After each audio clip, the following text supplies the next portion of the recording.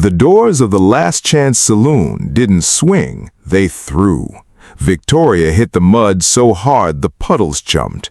The crowd erupted. Men spilled out onto the porch, drinks sloshing, hollering like they'd just watched the funniest thing God ever arranged.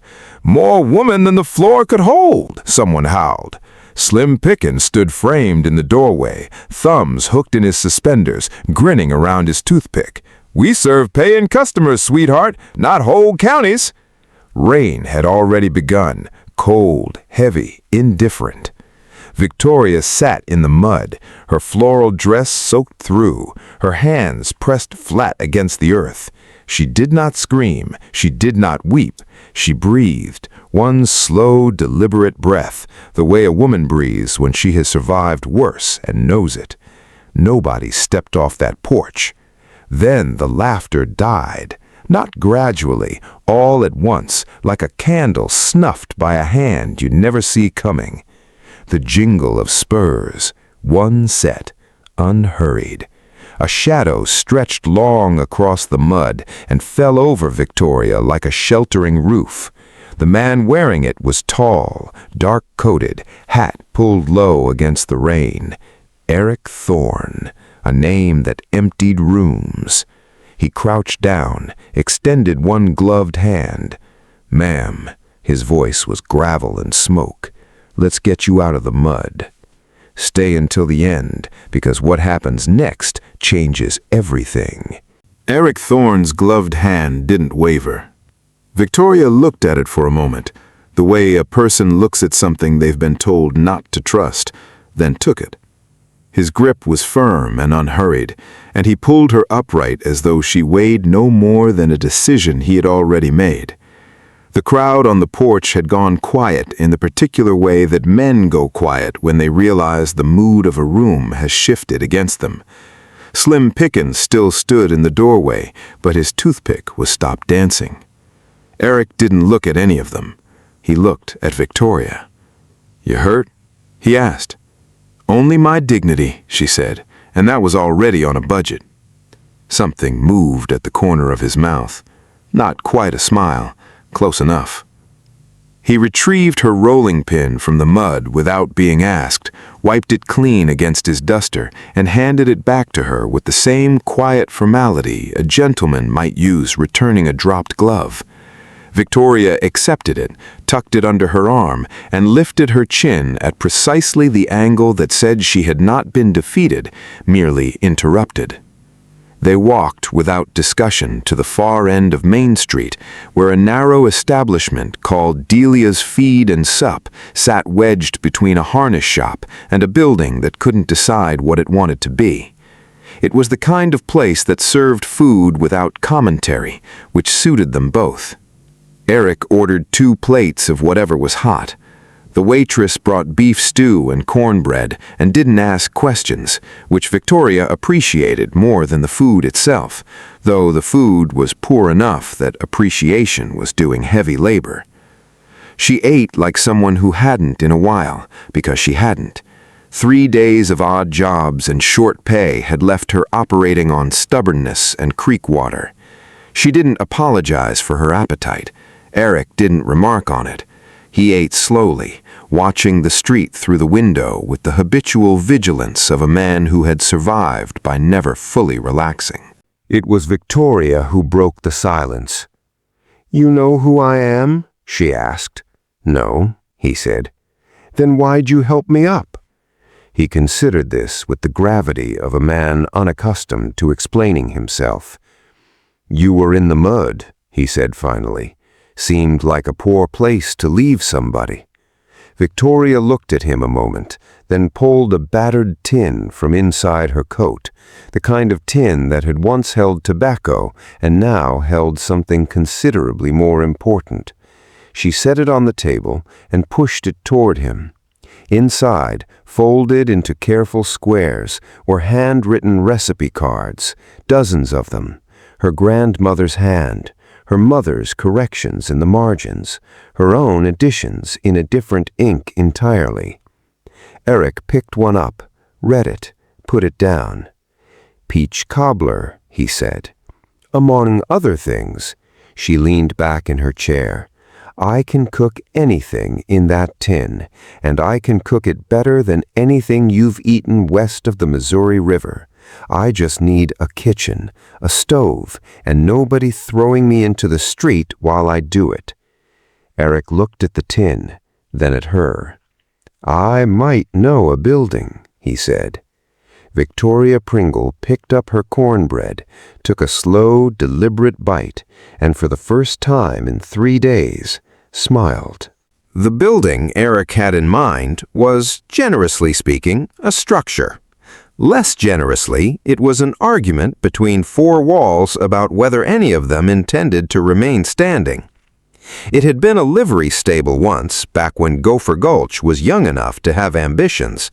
Now it listed slightly to the left, its great sliding door hanging from a single hinge like a loose tooth, its interior occupied primarily by shadows, old straw, 2 bewildered pigeons, and a smell that outlasted every tenant by several years.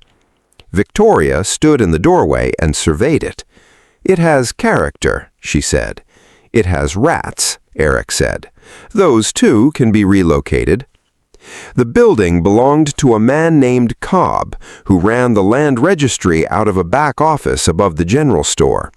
Cobb was a small, damp-looking individual who sweated regardless of temperature and the disposition of someone perpetually anticipating bad news. When Eric Thorne ducked through his office doorway and removed his hat, Cobb immediately located a deed he hadn't previously been able to find and offered a monthly rate so reasonable it bordered on generosity. Eric hadn't said a word beyond good morning. Victoria waited outside, and when Eric emerged with the signed paper, she took it, read it, folded it precisely, and tucked it into her tin along with the recipe cards. "What exactly did you say to him?" she asked. "Nothing much. He looked like he'd seen a ghost." "People often do," Eric said, and walked back toward the livery. The cleaning commenced that same afternoon and proceeded in the manner of most large undertakings, with high optimism, immediate complications, and a revised understanding of how bad the situation actually was. The straw alone took 2 hours. The pigeons negotiated their departure loudly and at length, before ultimately conceding the east corner. A family of mice in the green trough surrendered without incident. The smell, however, proved more philosophically committed to remaining. Victoria attacked it with vinegar, lye soap, and a ferocity that Eric watched with something approaching professional respect. She moved through the space with the authority of someone already seeing what it would become, where the stove would sit, where the counter would run, where people would stand with plates in hand and nowhere to be in a hurry. Eric swept. This was not a skill he had previously cultivated. The broom was too short for his height, which meant he worked at an angle that lent him the look of a man arguing with the floor. Victoria said nothing about this for a full 20 minutes, which was the kindest gift she gave him all day. "You've never swept," she said eventually. "I've swept plenty," he said. "You've moved dirt from one location to another. That's a different discipline." He looked at the broom, adjusted his grip. The results improved marginally. Victoria nodded as though this were a significant victory, which, for a man of his particular reputation, it perhaps was. By evening, the worst of it was done. They stood in the center of the empty space, the last light coming through the gaps in the siding in long gold stripes across the swept floor. It smelled of soap now, mostly, with only a faint editorial from the previous tenants. Victoria pressed her hand flat against the nearest beam and felt the wood, old, solid, stubborn. "It'll hold," she said quietly. Eric looked around the space, at the light, at the woman, at the unlikely thing beginning to take shape between them. "Yes," he said, "I expect it will." The stove arrived on a Thursday, hauled in on a flatbed by 2 brothers who asked no questions because Eric was supervising and questions felt unnecessary. It was a broad, black, cast-iron affair, heavy as a moral conviction and twice as immovable, and it took all four of them and a vocabulary Victoria pretended not to hear to get it positioned against the north wall where she wanted it. She lit it before the brothers had finished unloading the rest. By Friday morning, Gopher Gulch woke to something it had no category for. The smell arrived before the sun had fully committed to the day, soft and warm and completely disarming, curling through the gaps under doors and around window frames, drifting down Main Street with the unhurried confidence of something that knew exactly what it was doing. Cinnamon, brown sugar, butter meeting heat in that precise, ancient way that bypasses the thinking mind entirely and speaks directly to something older and more honest. Victoria had been at the stove since before dawn, 12 rolls in the first batch, set in a cast-iron pan, glazed with a patience that bordered on devotion. She moved through her kitchen. She had already begun thinking of it that way, her kitchen, because naming things was how you kept them, with a focused calm of a woman doing exactly what she was built for. Eric sat in the corner with coffee, watching the street through the propped-open door. He was the first to notice Cornelius Biggs. Cornelius was what Gopher Gulch charitably called its most loyal saloon patron, which meant he was there when it opened and still there when it closed, and occasionally the furniture around him was changed without his noticing. He was a thin, weathered man of indeterminate age, with a beard that had formed its own opinions, and a walk that suggested the ground was never quite where he expected it. He had been, before whiskey became his primary occupation, a school teacher. This fact had mostly been forgotten, including by Cornelius. He came around the corner of the feed store with no particular destination in mind, which was his usual condition, and stopped. His nose moved. His eyes, which were generally aimed at the middle distance, sharpened with an alertness nobody in town had seen in some years. He followed the smell with the single-minded navigation of a man who has suddenly remembered what it felt like to want something specific. Across the street, past the barber, around the old water trough, through the open door of the former livery stable, where he stopped just inside the threshold and stood blinking in the warm, fragrant air. Victoria looked up from the counter. "Sit down," she said simply, and nodded toward the long bench she'd positioned along the wall. Cornelius sat. His hat came off without being asked, some ancient courtesy resurfacing. She set a roll in front of him on a cloth napkin and poured him a cup of coffee without inquiry. He ate it slowly, with both hands wrapped around it like it might leave, his eyes closed for most of it. When he finished, he sat for a long moment in the particular silence of someone recalibrating. "That," he said carefully, "is the finest thing I have eaten since my mother's kitchen." Victoria refilled his coffee. "Same time tomorrow," she said. "Tell your friends." Cornelius looked up at her with eyes that were, for the first time in a long while, entirely clear. "I believe," he said, "that I will." Cornelius was good to his word. By the following Tuesday, he had brought 3 men from the saloon's regular morning contingent, fellows who had previously considered breakfast an interruption to drinking, but had reconsidered upon Cornelius's detailed and unexpectedly eloquent description of Victoria's cinnamon rolls. They came cautiously, the way men approach things they want but haven't been given permission to want, and left an hour later walking slightly differently than they'd arrived. Fuller, slower, something unnamed but visible restored behind their eyes. Word, as it does in small towns, moved faster than intention. By the end of the second week, Clemmie's Comforts, the name had appeared on a hand-painted sign Eric had commissioned without announcing, which Victoria pretended to be surprised by and wasn't, was feeding a rotating assembly of townspeople from opening to close. The bench had become 2 benches. The coffee pot was never cold. Slim Pickens noticed on a Wednesday. He noticed because his barman, a reliable man named Dutch, set the weekly ledger in front of him with the expression of someone delivering a medical diagnosis. The numbers were not catastrophic. They were, however, directional, and the direction they pointed was not toward Slim's continued prosperity. He came to the livery on Thursday morning, which said something about his confidence because Thursday morning was peak hour and he had to navigate around 4 townspeople just to get through the door. He was dressed, as always, for a different and more impressive town than Gopher Gulch. Silk vest, polished boots, a hat that cost more than most people's monthly wage. He kept his toothpick in place the whole walk over. It was doing considerable work maintaining his composure. Victoria was pulling a tray of biscuits from the oven when he arrived. She did not look up. "Mr. Pickens," she said, "I'd offer you a seat, but I suspect this isn't a social call." Slim moved to the counter, ignoring the looks from the occupied benches.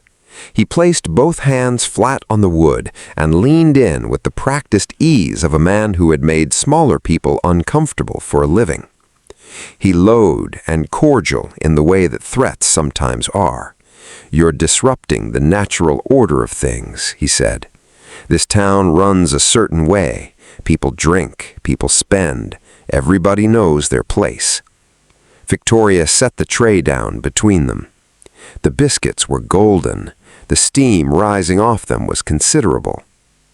"Everybody knew their place," she agreed pleasantly, picking up a cloth to wipe her hands. "Funny how that works." She looked at him direct and unhurried. Slim's toothpick stilled. "I'd be careful," he said, "about what you're building here. Things in this town have a way of falling down." Victoria picked up the tray and turned toward the benches, where 8 people were watching with the focused attention of an audience that had paid for good seats. "These are hot, so mind your fingers." She began distributing biscuits, moving along the bench with the calm authority of a woman in her own home, which she was. "Mr. Pickens," she added without turning around, "you're welcome to a biscuit on your way out." The toothpick resumed its rotation. Slim left without the biscuit, which everyone noted, and nobody was surprised, because a man like that could never afford to accept something freely given. The door swung behind him. Victoria returned to the counter, picked up her cloth, and continued wiping down the surface with the same even strokes she'd been using before he arrived. "More coffee?" she asked the room. The room said yes. The room said yes, and Victoria poured. And somewhere in the comfortable noise of cups being refilled and benches being shifted, Eric Thorne quietly became something he had never previously been. Useful in a kitchen. It happened without announcement or ceremony, the way most genuine changes do. He had been occupying the corner chair with his coffee and his vigilance, watching the door with the professional habit of a man who had spent years ensuring exits were always locatable, when a dispute broke out at the far bench. 2 cattlemen passing through, the kind whose manners had been left somewhere on the trail, were taking up 3 seats apiece and had begun addressing Victoria in the tone usually reserved for people they'd already decided didn't warrant basic courtesy. Eric stood up. He didn't reach for anything. He didn't raise his voice. He simply unfolded his full height, adjusted his hat with one finger, and walked over with the unhurried deliberateness of weather moving in. He stopped beside their bench and looked at them. That was the entirety of the intervention. The 2 cattlemen reconsidered their positions, their attitudes, and their immediate travel plans with remarkable efficiency. They were on the street within 40 seconds, which Eric privately felt was slower than it could have been, but accepted as adequate. He returned to his corner, picked up his coffee, and resumed watching the door. Victoria said nothing. She simply slid a fresh biscuit onto the edge of his saucer as she passed, which he accepted with a single nod. This became, without either of them formally agreeing to it, the arrangement. The occasions requiring his particular form of conflict resolution proved varied and instructive. A man who complained about the portion size received a look that made him finish his plate in grateful silence and leave an apology along with his payment. A trio of ranch hands who came in rowdy on a Saturday were brought to a state of complete civic compliance by Eric appearing in their peripheral vision and remaining there like a very tall, very patient moral consequence. A traveling salesman who made an ill-advised remark about Victoria's figure found himself outside on the street with no clear memory of the transition, holding his hat in both hands and feeling he had recently learned something important. The flower was the unexpected development. It got on everything. The nature of Victoria's operation meant that the air itself carried a fine white particulate that settled on every surface, every coat, every carefully maintained item of clothing within 20 feet of the counter. Eric's black duster, which had previously been a garment of considerable authority, began accumulating a dusting across the shoulders and sleeves that no amount of brushing entirely resolved. Victoria noticed him looking at it one afternoon, standing near the door, turning his sleeve over in the light. "Ruins the mystique," she offered. "Somewhat," he agreed. She considered this. "Does it bother you?" Eric looked at the flower on his sleeve for a moment, then at the room, at Cornelius on his usual bench with his usual coffee, at the two elderly sisters from the milliners who came every Thursday, at the sound of people talking at a volume that meant they were comfortable. He looked back at his sleeve. "No," he said, with the quiet certainty of a man who has just located something he hadn't known he was missing. He went back to watching the door. Victoria went back to the stove, and the flower settled where it settled, and nobody minded. The last customer left a little after 9, and the quiet that followed was the good kind, earned and warm, the way a room feels when it has been well used by people who needed it. Victoria was at the counter, working a second batch of dough that wasn't strictly necessary for tomorrow's opening, but that her hands had decided to make anyway. Kneading was thinking for her, had always been. Her mother had told her that the hands know things the mind hasn't caught up to yet, and Victoria had found this to be consistently true across 34 years of living. Eric was stacking chairs.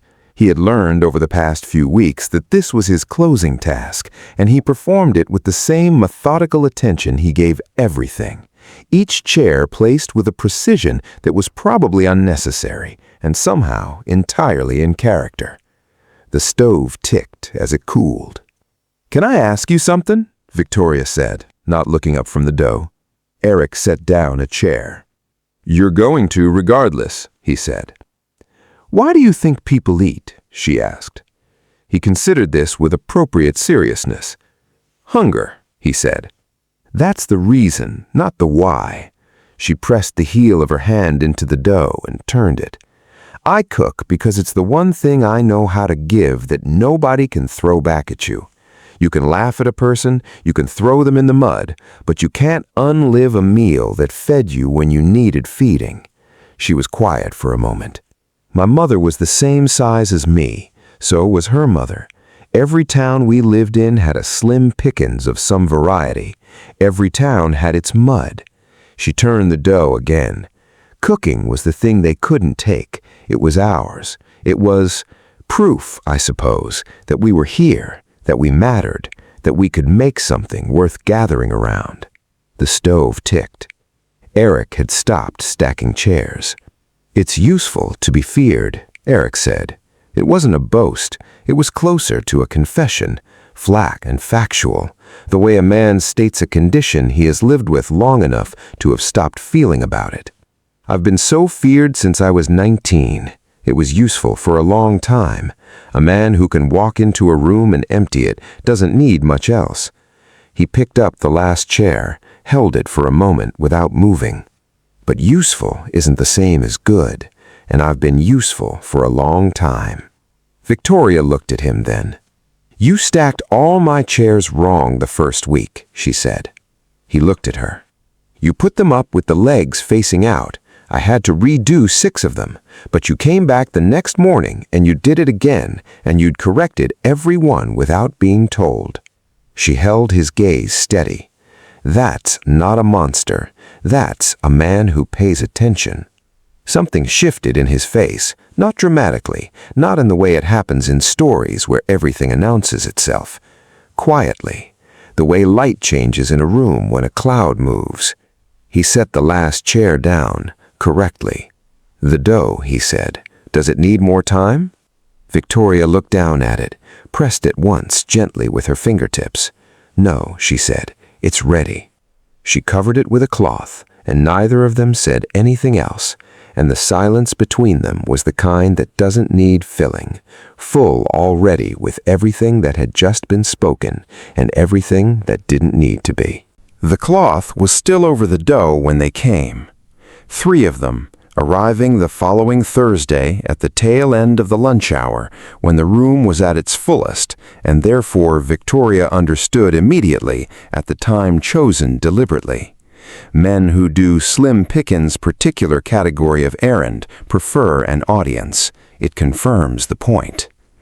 They came through the door in the way that people do when they want to make a door mean something. Too wide, too slow, filling the frame longer than necessary. The one in front was built like a barn door with personal grievances, wearing a canvas duster and a smile that had no warmth anywhere in its construction. The 2 behind him were decorative in the way that threat sometimes requires decoration. The room went quiet in the wrong way, the kind of quiet that has fear in it. Victoria was at the stove. She did not turn around. "Tax collection," the front man announced to the room, like he was reading from a document. "Slim Pickens holds the municipal contract on all commercial establishments in Gopher Gulch. 20% of weekly earnings, due on the 1st and 3rd Thursday. He looked around the space with performative assessment. "Smells like you've been earning." Victoria set down her ladle, picked up her skillet, turned around. It was the large one, cast iron, 12 inches across, seasoned black by 1,000 meals, heavy enough that most men would carry it with 2 hands. Victoria carried it with 1. "I don't see a contract," she said pleasantly. The man's smile adjusted itself. "It's a verbal arrangement." "So is my answer." She moved toward the counter, which put the long prep table between them, and set the skillet down with a sound that rang through the room like a statement. "Cornelius," she said, without raising her voice, "would you mind going around back and letting Mr. Thorne know we have visitors?" Cornelius was already standing. The front man took a step forward. This was the moment Victoria had been reading since they walked in, and she had spent the intervening minutes doing what she always did in her kitchen, cataloging the space, the narrow gap between the flower shelf and the water barrel, the low beam above the prep table, the second skillet hanging on the hook by the stove, within easy reach, the tray of fresh biscuits, still hot, positioned at the end of the counter. He reached the table, and she moved left, unhurried, which forced him right, toward the gap, which was too narrow for a man his size to navigate at speed. He tried anyway. The flower shelf caught his shoulder. A 20-pound sack came down and detonated across his duster in a white, billowing catastrophe. The room, despite itself, made a sound. His 2 companions moved and found Eric already inside, having come through the back with the quiet efficiency of long practice. He didn't draw, he simply stood in the space between them and the door, and the calculation was swift and unflattering, and they arrived at the correct conclusion. The flower-covered man straightened up. His authority had not survived the sack. "This isn't finished," he said. No, Victoria agreed, picking up her skillet and returning to the stove with the composure of a woman who has simply managed another kitchen problem. She looked over her shoulder. "Close the door on your way out. I just mopped." They left. The room exhaled. Cornelius began, slowly and then with gathering momentum, to laugh, a full, delighted, helpless sound that he hadn't made in years. And one by one, like lamps being lit down a street, the rest of the room joined him. Victoria kept her back to all of it, but her shoulders were shaking, and not from the stirring. The laughter settled like good weather, slowly, warmly, leaving something changed in the air. Victoria composed herself first, because composing herself was a discipline she had practiced since childhood, and she was very good at it. She turned back to the room with the skillet returned to its hook and her apron straightened, and found the room looking at her with an expression she didn't immediately have a name for. It wasn't the look she'd grown up receiving, the one that measured and found wanting. It wasn't pity. It wasn't the complicated charity of people who help from a safe distance. It was something closer to recognition. Cornelius had stopped laughing, but was still smiling, which on his face was a transformation of considerable magnitude. The two sisters from the milliner's shop were holding each other's hands across the table. Dutch, the barman from the Last Chance, who had quietly begun taking his lunch at Clemmie's Comforts 3 weeks ago and hadn't told Slim, was staring at the door the men had walked out of with an expression that suggested he was arriving at a decision he'd been postponing for some time. It was Dutch who spoke first. He stood up from his bench, which required visible effort, not physical effort, the other kind, and turned to the room. "I've worked for Slim Pickens for 6 years," he said. His voice was rougher than he intended, and he cleared his throat and continued. "I've watched him run off 3 businesses, 2 families, and 1 school teacher." He glanced at Cornelius. "I told myself it wasn't my business. That's what you tell yourself." He looked at Victoria. "I'm done telling myself that." The room was very still. One of the milliner's sisters, the younger one, Margaret, who was 71 and had opinions about everything but rarely shared them above a whisper, straightened in her seat and said with perfect clarity, "He charged my sister and me double the market rate for the building our shop is in, has done for 4 years. We didn't say anything because we didn't think anyone would listen." "I'll listen," said a man named Garrett, a carpenter who had been eating quietly in the corner, and who, it now emerged, had his own account of Slim's municipal arrangements, detailed and specific and damning. And then it was like the flour sack all over again, one thing coming loose, and then the accumulated weight of everything behind it following in a rush. People who had been sitting on grievances the way you sit on a loose floorboard, carefully, habitually, to keep it from making noise, now spoke. The room filled not with chaos, but with the particular energy of people who have discovered simultaneously that they are not alone in what they know. Victoria stood behind her counter and listened to all of it. Eric had positioned himself by the door, not blocking it, just present, like a good foundation is present, not visible, but load-bearing. At one point, he caught Victoria's eye across the room. He said nothing. He didn't need to. When the voices settled, Victoria set both hands flat on the counter, her counter, in her kitchen, in a building that was hers, and looked at the room full of people who had come in hungry and were leaving as something else entirely. "Same time tomorrow," she said. It was what she always said, but tonight it meant something it hadn't meant before, and everyone in the room understood the difference, and nobody needed it explained. Same time tomorrow came, and then the tomorrow after that, And by the end of the following week, Gopher Gulch had done something small towns rarely managed. It had organized itself around a principle rather than a fear. Dutch had gone to the territorial land office in the county seat with a ledger he'd been keeping privately for 2 years, the kind of record a careful man maintains against the day he finally decides to use it. Garrett, the carpenter, went with him, and Margaret from the milliners, and a rancher named Cole, whose grazing rights Slim had been quietly manipulating for the better part of a decade. They returned on a Friday with the land commissioner, 2 deputies, and documentation that made Slim Pickens's municipal arrangements look considerably less commerce and considerably more like extortion, which is precisely what they were. Slim left Gopher Gulch on a Saturday morning. He did not leave with ceremony or violence, which would have suited him better, given him something to narrate later, some version in which he was the wronged party. He left in a wagon with his belongings and his silk vests and his toothpick and the diminishing company of the men still willing to stand behind him, which by that morning numbered 2, and one of those was his cousin and therefore arguably obligated.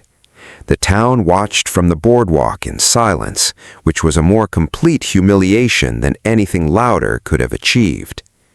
Cornelius watched from the doorway of Clemmie's Comforts with a cup of coffee and said nothing, which was the most eloquent thing he'd done in years. The celebration happened the following Sunday, spontaneously, the way the best ones do. People simply began arriving with things, a fiddle, folding chairs borrowed from the church, a wheel of cheese from the dairy farm outside town, wildflowers in a crockery jug. Someone strung lanterns across the front of the building. The doors stayed open all day. Victoria cooked from dawn until the light went gold, and the smells that moved through Gopher Gulch that afternoon were the cumulative argument of everything she had always known about herself, and spent too long allowing others to dispute.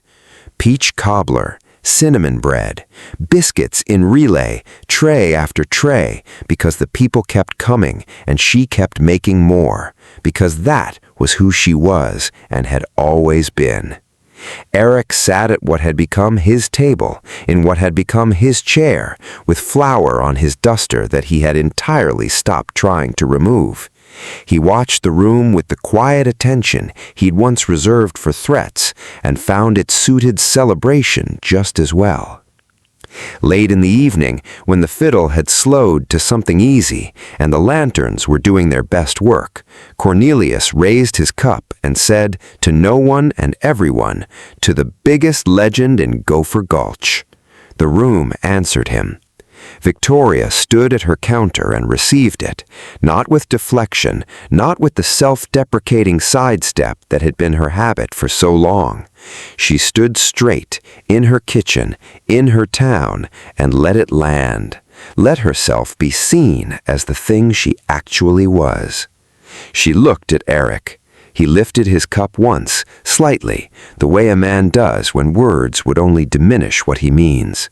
She nodded, turned back to her stove, and made one more cobbler, because the night was young and the people were hungry, and Victoria Pringle had never once in her life let a table go empty. If this story moved you, made you smile, or gave you something warm to carry through your day, this channel is full of more where that came from. Subscribe right now, because every chapter we release is a story worth staying for. Hit like if Victoria earned it, leave a comment telling us your favorite moment, and share this with someone who needs to be reminded that the most powerful person in the room is often the one holding the skillet. We'll see you in the next story. Don't you dare miss it.